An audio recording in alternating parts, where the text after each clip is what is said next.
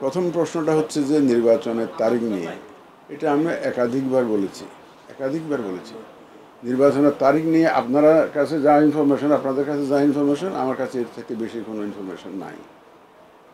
সুতরাং যেগুলো আপনারা পত্রপত্রিকায় প্রকাশিত হচ্ছে, সেই যে ধারণা আপনারা পাচ্ছেন, আমিও সে ধারণাই পাচ্ছি।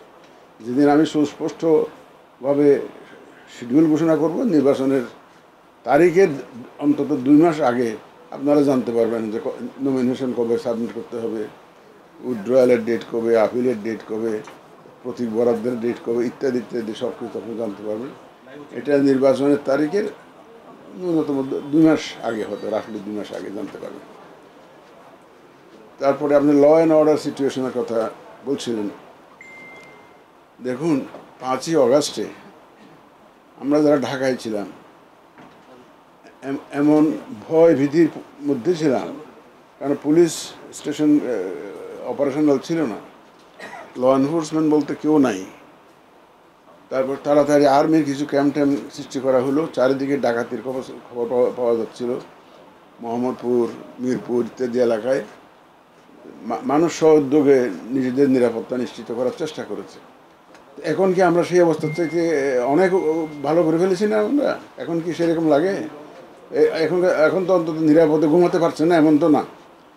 যে সমস্ত দেশে এই ধরনের অভ্যুত্থান হয়েছে, বিপ্লব হয়েছে, আপনি সুদানে যান, দেখেন যে মানুষ ঘুমাতে পারে কিনা, কী ধরনের অবস্থা বিরাজ করছে। সেই দিক থেকে আমি বলবো যে আল্লাহর রহমতে বাংলাদেশ অনেক ভালো আছে, অনেক ভালো আছে। এই ধরনের একটা গণ অভ্যুত্থানের পরে একটা দেশে যেরকম হওয়ার কথা, আমরা কিন্তু সেরকম অবস্থার মুখোমুখি হই নাই। এটা আল্লাহর একটা বিশাল রহমত আমি বলবো। এবং জনগণের চেষ্টা, এটা অন্তত দিন দিন এটা আইন শৃঙ্খলা পরিস্থিতির উন্নতি হচ্ছে।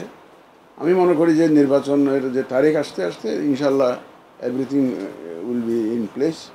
এবং আমি এটাকে একটা বড় চ্যালেঞ্জ হিসাবে মনে করছি। চ্যালেঞ্জ তো ডেফিনেটলি ইজ দেয়ার, আপনারা তো জানেন challenge is definitely there, but এটা উত্তরাতে পারবো বলে এই বিশ্বাস আমার আছে।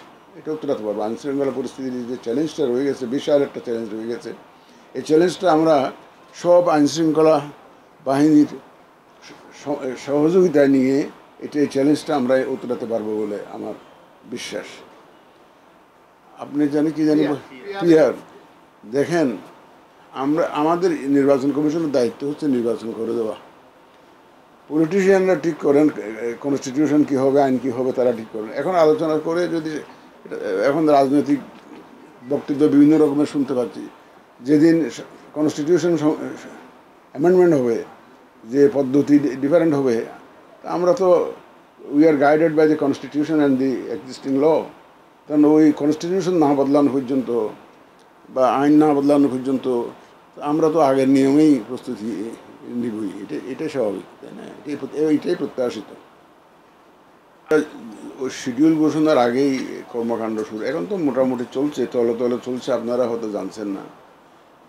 এবং ডেফিনেটলি ইলেকশনের আগে এই ড্রাইভটা দেওয়া হবে, যে অবৈধ অস্ত্র যাদের কাছে আছে এটা উদ্ধারের একটা ড্রাইভ দেওয়া হবে। আর দেখেন, যখন একটা রেগুলার গভর্নমেন্ট ছিল আগে, অতীতে যেগুলো পলিটিক্যাল গভর্নমেন্ট, তখন তো আমরা কি এইদিকে বেল্টে, সুন্দরবন বেল্টে যে যারা চরমপন্থীদের প্রভাব প্রতিপত্তি আমরা দেখেছি অতীতে। তো এখন নির্বাচনকে কেন্দ্র, আজকে সকালবেলায় আমার অফিসারদের সাথে আমি আলাপ করতেছিলাম এই এক্স্যাক্টলি দিস ইস্যু, তো এটাই আলোচনা করতেছিলাম। তো এটা আমরা থ্রেট অ্যাসেসমেন্ট করবো। সারা দেশে তো একটা থ্রেট অ্যাসেসমেন্ট হবে, পিপুল থ্রেট অ্যাসেসমেন্ট।